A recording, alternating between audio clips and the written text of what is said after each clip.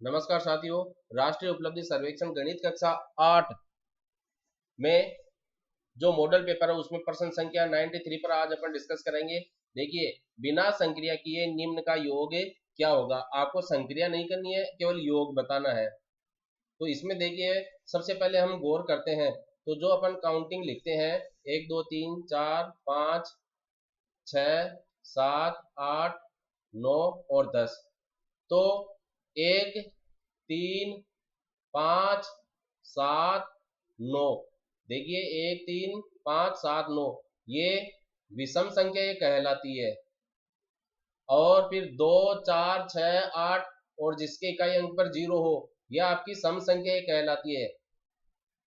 तो यहाँ पर हम गौर करते हैं तो देखते हैं 1 3 5 7 9 यहाँ आपको विषम संख्याओं का योग दिया गया है। सबसे पहले अवलोकन की बात तो ये है।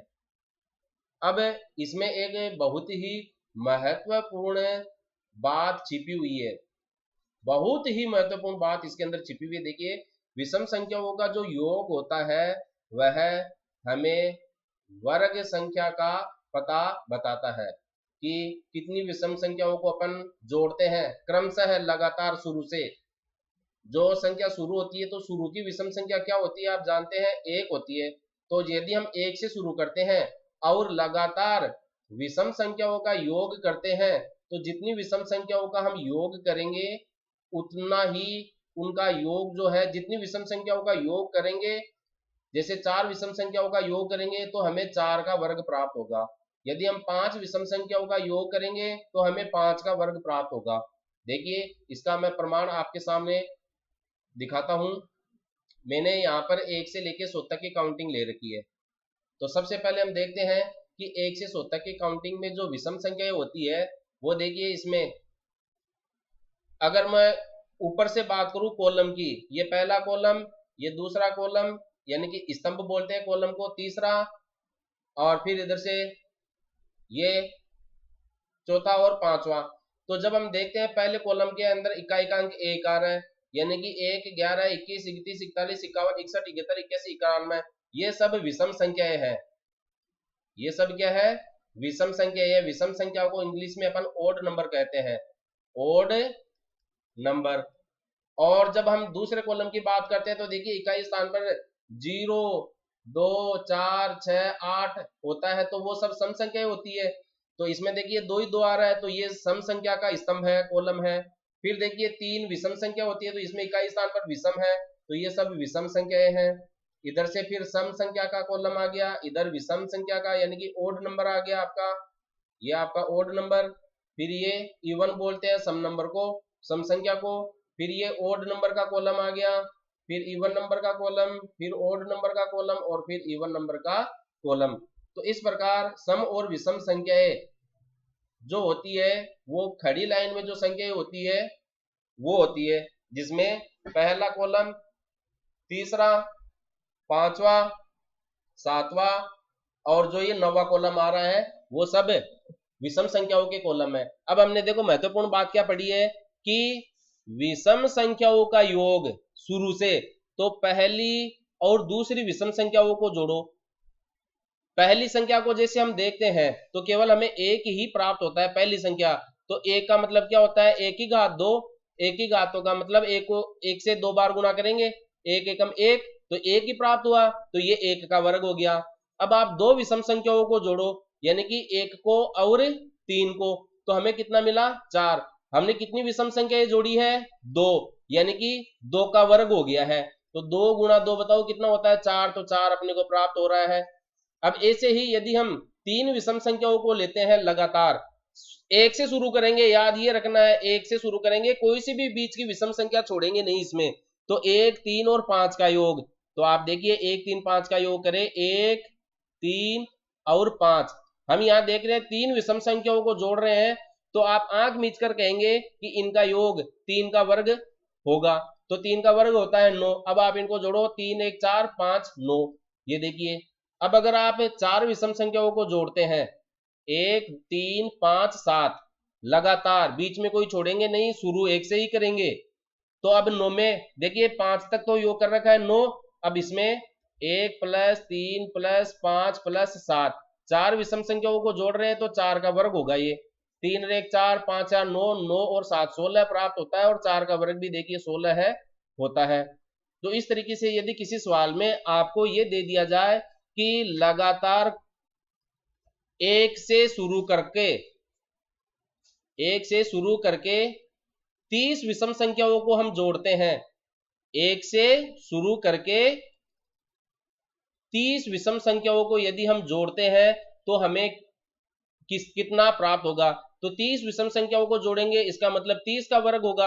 अब 30 का वर्ग का मतलब 3 3 9, और इसके 2 शून्य हो जाएगी, 30 गुना 30 हो जाता है, 3 को 3 से गुणा किया 9, और ये 2 शून्य 900 प्राप्त हो जाता है। देखिए तुरंत देखते बता देते हैं, किसी को भी गुणा करने की आवश्यकता नहीं है। यदि आप 25 विषम संख्याओं को जोड़ते हैं तो 25 का वर्ग प्राप्त होगा, 25 को 25 से गुणा करते हैं तो अपने को 625 प्राप्त हो जाता है। तो इस प्रकार देखिए हमने ये सीखा है कि लगातार विषम संख्याओं को जोड़ते हैं, और जितनी विषम संख्याओं को हम जोड़ते हैं वो उतनी ही संख्या का वर्ग हमें प्राप्त हो जाता है। अब जैसे आप यहां से लेके इसको ऐसे भी ले सकते हैं, मैंने ऐसे जोड़ लिया, इसको हिसाब से देखिए हम जोड़ते हैं इसको 1 से शुरू करके 1 3 5 7 9 11 13 15 17 19 21, फिर आप 23 जोड़ेंगे, 25 जोड़ेंगे, 27 जोड़ेंगे, 29 जोड़ेंगे, 31 जोड़ेंगे। अब इसका जोड़ करेंगे तो आप जोड़ जोड़ के तो थक जाओगे।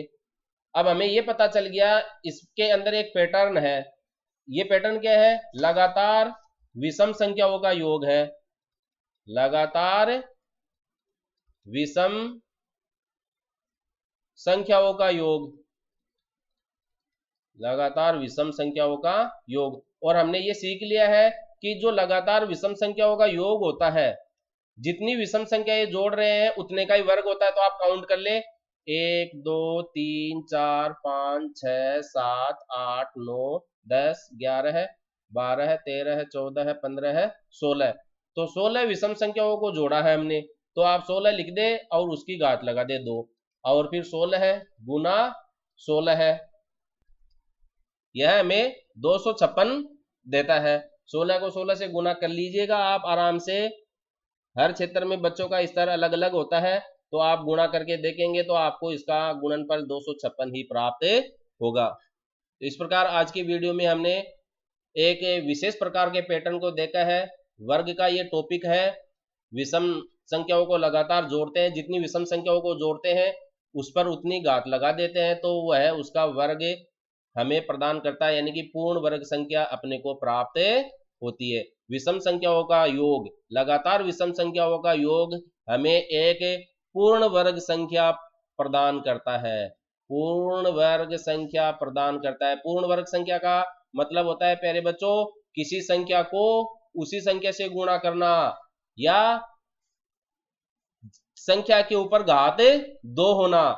तो इसका जो भी हमें उत्तर मिलेगा, वह संख्या जो प्राप्त होगी वो पूर्ण वर्ग संख्या कहलाती है। 16 को 16 से गुणा किया, गुणनफल जो भी प्राप्त होता है वह एक पूर्ण वर्ग संख्या कहलाती है। इसको अन्य शब्दों में हम वर्ग भी कह देते हैं।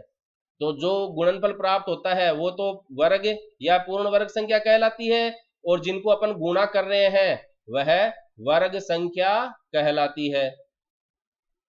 तो अब अभ्यास के लिए आप जो टेबल मैंने दिखाई आपको 1 से 100 तक की, इसमें लगातार एक बार 1 को लिखे, फिर 1 और 3 लिखे, फिर 1 3 5 लिखे, फिर 1 3 5 7 लिखे। इस तरीके से लगातार जब तक आप 99 तक नहीं पहुंच जाते हैं तब तक की विषम संख्याओं का योग करके देखें, और फिर उनका वर्ग भी लिखें कि आपको कितना प्राप्त होता है।